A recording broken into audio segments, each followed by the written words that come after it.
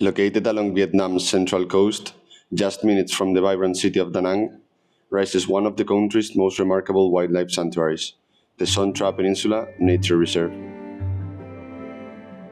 Rich in biodiversity and shaped by dramatic landscapes, this protected area stands as a vital refuge for some of Vietnam's rarest species. Son Tra is home to more than 150 bird species.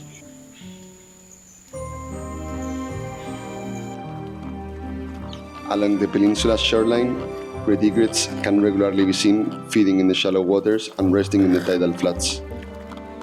Son Tra is also home to 23 species of reptiles, such as the Vietnamese pond turtle and the common sand-skinned lizard. 18 amphibian species also inhabit the reserve, with the Asian toad being one of the most frequently encountered.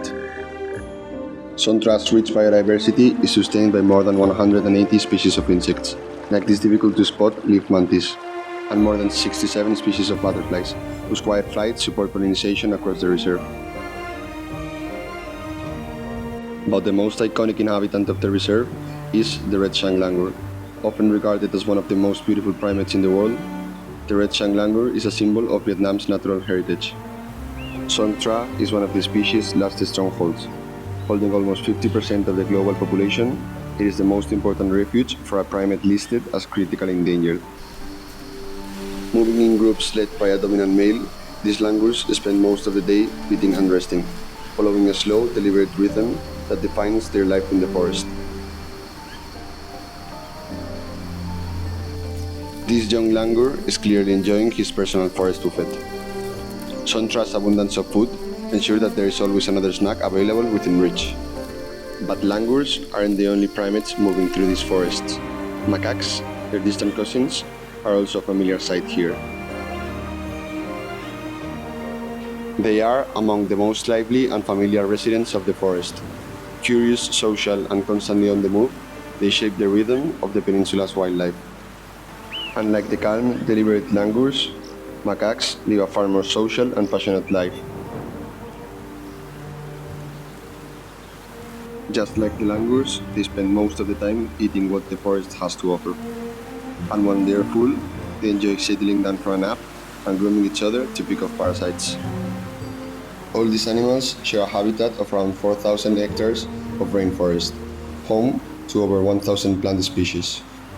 Among them stands an ancient banyan tree, nearly 22 meters tall with massive roots anchoring it firmly to the earth.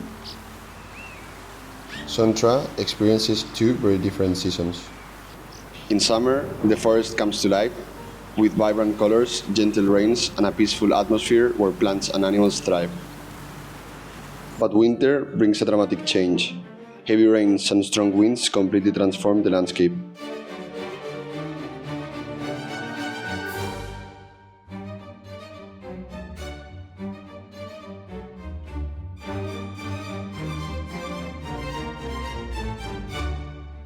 These extreme weather conditions create intense scenes that test the resilience of the animals who live here.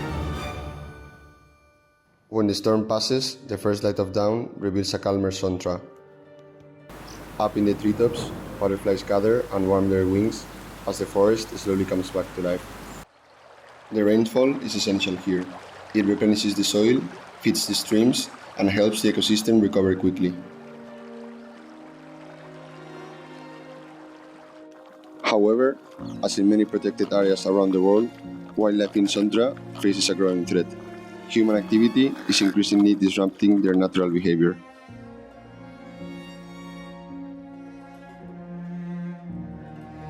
To better understand the significance of this peninsula and the challenges it confronts, we spoke with Pepe, founder of VEN Endangered Narratives.